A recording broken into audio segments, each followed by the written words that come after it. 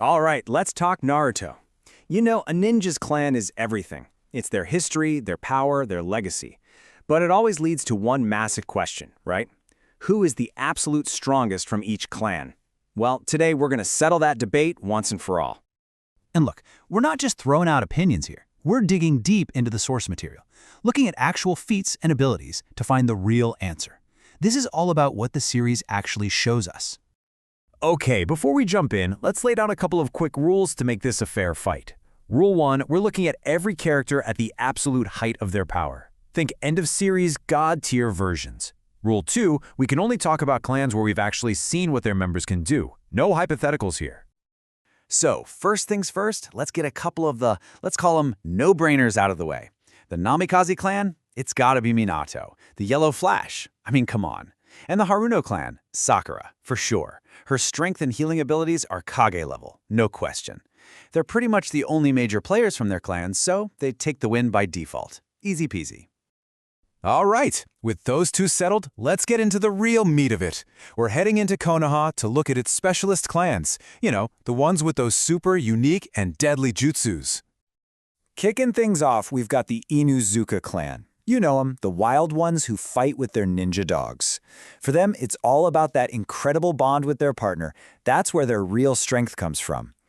Now, you might think of his mom, Tsume, and yeah, she's tough. But by the end of the Fourth Great Ninja War, Kiba absolutely surpasses her. I mean, the guy creates a massive, three-headed wolf that can go toe-to-toe with the ten-tailed spawns. That right there, that's what puts him at the top of the pack, no doubt.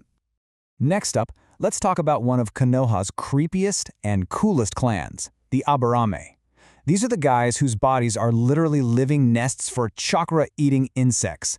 It's a fighting style that's as smart as it is, well, kind of terrifying, right? Okay, so Tarun has those crazy deadly nano insects which are super dangerous. But honestly, Shino takes the crown. Why? Versatility. By the end of the war, the sheer scale of what Shino can do with his bugs, from tracking enemies to creating massive defensive walls, is just on another level. He's the true master of the swarm. And now for the clan where brains beat brawn every single time, the Nara. For these guys, the fight is already won in their head, like 10 moves before anyone even throws a punch. Oh man, this one isn't even a debate. It's Shikamaru. Shikamaru is the GOAT. He's got a brain that's probably the smartest on the entire planet. This is the guy who single-handedly defeated Hidan, an immortal Akatsuki member. That one feat alone makes him the undisputed king of the Nara clan, period. But, hey, all the power isn't just locked up in Konoha. Let's take a trip outside the village walls and check out some of the absolute monsters from the other great nations.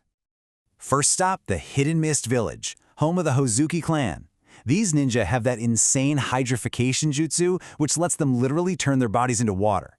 Think about that. It makes them almost impossible to hit with physical attacks. So cool.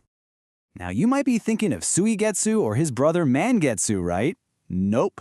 The real top dog of this clan is Gengetsu Hozuki, the second Mizukage. This dude was an absolute beast. He used a giant clam to cast massive illusions and had this crazy infinite explosion technique called Joki Boy, basically a clone made of oil and water that just hunts you down and blows up over and over. Even as a reanimation, he was taking on a whole battalion and 2 other Kage. That's power. Next up, the Kaguya clan. And let's be super clear, we are not talking about Kaguya Otsutsuki. This is the clan of bone-wielding barbarians who were so obsessed with fighting they got themselves wiped out. But one of them inherited their freaky bone powers on a whole different level. And that person is Kimimaro. This guy was an absolute monster. He was literally dying from a disease and still almost killed both Gaara and Rock Lee.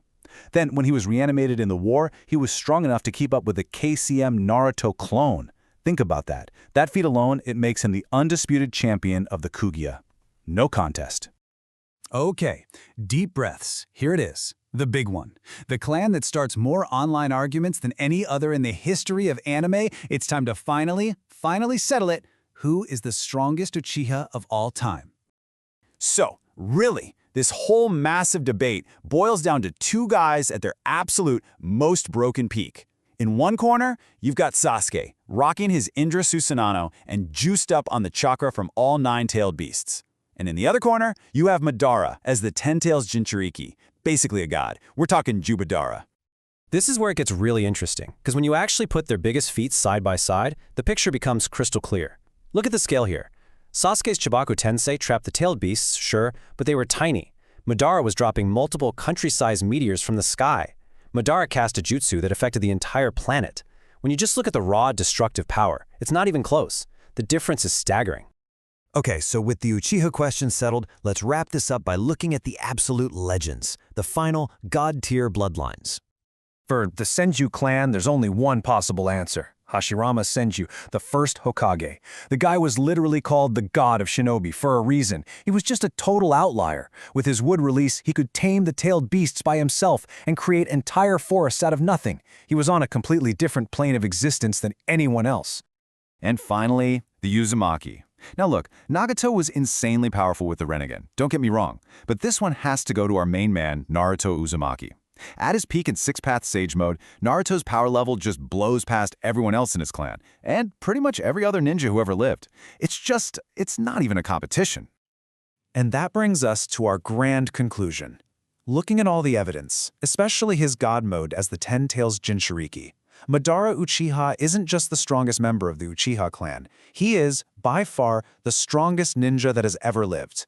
And honestly, probably the strongest that will ever live. So that just leaves us with one last question to chew on, right? With a guy like Madara setting the power ceiling that high, I mean, godlike power, have we already seen the peak? Has the strongest ninja who will ever live already come and gone? Or is there a chance, somewhere down the line, that someone from the next generation could actually surpass him? Something to think about. Thanks for joining me on this deep dive.